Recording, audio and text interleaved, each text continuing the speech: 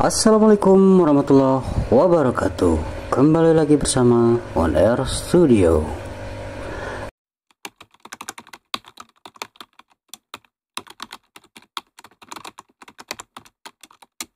Apa kabar semua? Semoga selalu diberikan kesehatan dan kemudahan dalam setiap urusan.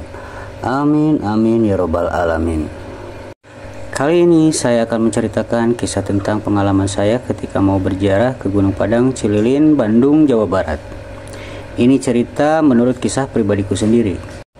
Gak perlu lama-lama lagi, mari kita masuk ke ceritanya. Minggu 9 Oktober 2010, saya dengan ibuku, bibiku berniat untuk berziarah ke tempat petilasan Eyang Surya Kencana yang bertepatan di daerah Bandung, Cililin, Jawa Barat. Nama gunungnya Gunung Padang. Pada waktu itu kami bertiga melakukan perjalanan dari Cianjur menuju saudaraku yang berada di daerah Cicendo, Bandung. Setibanya kami di sana, dengan hati senang kami pun mulai melakukan perjalanan menuju Gunung Padang, Cililin, Bandung. Dengan transportasi angkutan umum yang menjadi kendaraan kami menuju tempat tersebut. Dengan perasaan senang, sambil berbincang dengan sang sopir. Sang sopir pun bertanya kepada kami, "Mau apa ke sana?" Saya pun menjawab, "Saya hanya ingin berziarah ke tempat petilasan Eyang Surya Kencana." Setibanya kami di sana, kami disuguhkan dengan pemandangan yang sangat luar biasa. Pedesaan yang sangat asri, banyak warga yang melakukan aktivitas seperti berkebun, menanam sayuran, dan yang lain-lainnya. Dan kami pun tidak lupa menanyakan tempat tinggal juru kunci gunung tersebut. Setelah kami tahu tempat tinggalnya, kami pun bergegas menuju rumah sang penjuru kunci. Setelah sampai, kami pun bersalaman dan sang kuncen pun menyuruh kita masuk. Kami pun bercerita kepada sang penjuru kunci gunung tersebut dengan tujuan kami datang ke sana untuk apa. Kami pun menjawab apa tujuan kami ke sana. Setelah menjawab, tiba-tiba kuncen pun memberikan penawaran yang di luar dugaan. Sang kuncen menawarkan tentang tempat pesugihan di atas gunung tersebut. Ada beberapa tempat pesugihan di sana, contohnya babi ngepet, tuyul, dan masih ada yang lainnya. Kami pun terkejut, karena saya kira di atas tempat gunung itu hanya tempat ziarah saja. Ternyata ada tempat pesugihan, jarku. Dengan hati yang sungguh-sungguh, saya pun menjawab, "Tidak, kami kesini hanya untuk berziarah saja dan tidak dengan tujuan yang lain-lain." Setelah itu pun saya meminta kuncen untuk mengantarkan atau menunjukkan jalan ke puncak Gunung Padang itu. Setelah kami diantarkan, di perjalanan pun saya dan ibuku selalu mengucapkan istighfar dan ayat-ayat yang kami bisa. Karena ada perasaan yang sedikit cemas saat di perjalanan. Benar saja, kami dibawa ke jalur yang berliku-liku. Entah benar atau tidak jalan tersebut, saya dan ibuku tidak pernah lepas dari bacaan Al-Quran dan perjalanan yang lumayan cukup lama. Astagfirullah, astagfirullah, astagfirullah. Tibalah kami di puncak tempat petilasan Eyang Surya Kencana. Kami pun berencana untuk menginap. Setelah sampai, kami pun menurunkan barang-barang yang saya bawa. Setelah itu sang kuncen pun mau berpamitan untuk turun ke bawah, meninggalkan kami bertiga. Dan kuncen pun memberikan pesan agar setelah maghrib menjelang malam ketika terbenam matahari, kami disuruh menyalakan api unggun. Entah apa tujuannya. Kami pun mengiyakan saja. Dalam hati merasa ada firasat yang tidak enak.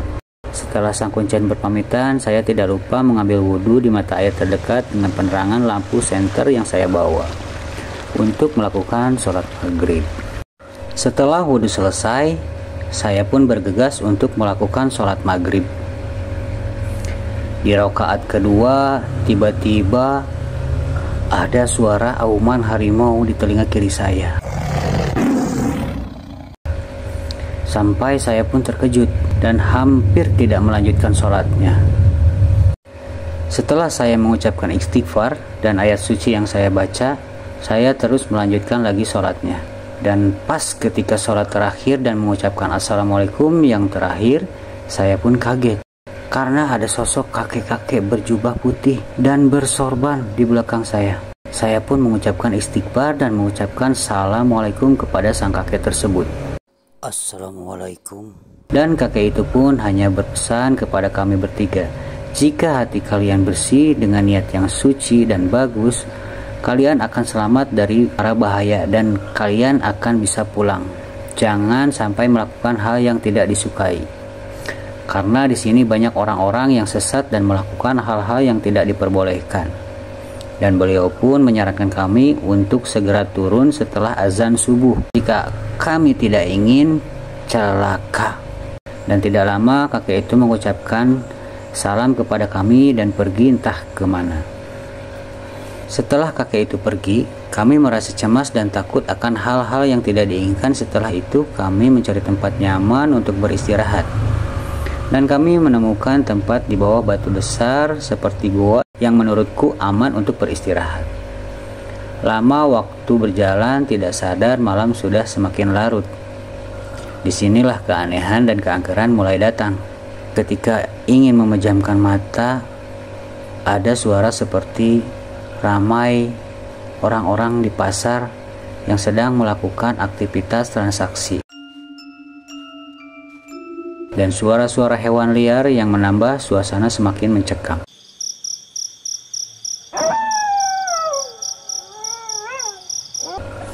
Ada juga suara seperti orang yang menjerit meminta tolong.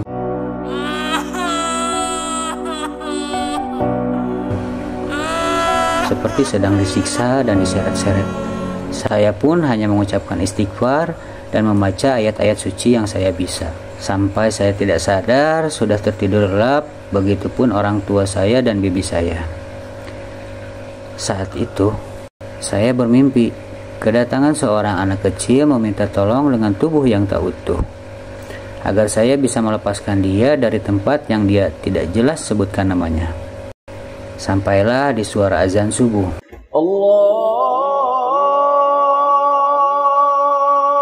Saya pun terbangun dengan suara azan subuh. Saya segera bergegas, pergi lagi ke mata air untuk berwudu.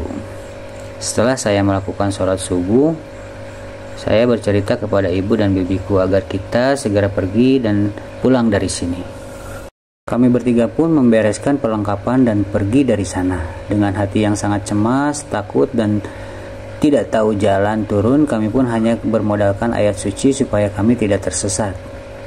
Lama kami berjalan, tiba-tiba bibiku merasa pusing. Dan anehnya, bibiku melihat ikan banyak sekali. Padahal penglihatanku itu adalah jurang yang sangat tinggi. Dan bibiku ingin menangkapnya dengan sigap. Saya pun menarik tangannya. Dan alhamdulillah bibiku selamat dari bahaya. Saya pun beristirahat sejenak supaya bibiku bisa normal kembali. Dengan bekal ayat suci, saya pun memberikan doa ke air minum yang kami bawa. Dan alhamdulillah, tidak perlu waktu lama bibiku mulai sadar dan penglihatannya mulai normal kembali. Kami pun meneruskan perjalanan dengan hati-hati agar tidak terulang kejadian seperti tadi. Alhamdulillah, dengan perjalanan cukup lama, kami pun sampai di kaki gunung yang memang bukan jalur yang pertama kami kita lalui sebelumnya. Pagi sudah mulai datang dan matahari sudah mulai muncul. Aktivitas warga setempat pun mulai aktif bertani, dan saya pun bergegas bertanya arah jalan menuju ke tempat kuncen Gunung Padang Cileun, Bandung. Setelah kami diarahkan jalan pulang, kami pun melanjutkan perjalanan menuju rumah sang kuncen. Setelah tiba di rumah, sang kuncen pun sangat terkejut. Dan sang kuncen pun bertanya kepada kami, "Kenapa kalian bisa turun? Apa kalian tidak tersesat?" Saya pun hanya tersenyum dan berbicara kalau kami akan pulang dan kami mendapatkan ilafat dari kakek atau wejangan supaya kami disuruh turun dan pulang dari gunung itu. Sang kuncen pun tersebut dan memperbolehkan kami pulang. Nah, jadi teman-teman, karena pada dasarnya orang yang naik ke gunung tersebut banyak yang tujuannya mencari pesugihan. Nah, jadi seperti pepatah di mana langit dijunjung, kita berpijak. Maka buat siapapun, jika mempunyai hati yang baik, ketika kita berada di tempat manapun, insya Allah kita akan diselamatkan dari segala bahaya yang akan datang. Cukup sekian dan terima kasih, cerita ini saya sampaikan menurut pengalaman saya sendiri. Wabillahi taufiq wal hidayah. Wassalamualaikum warahmatullahi wabarakatuh.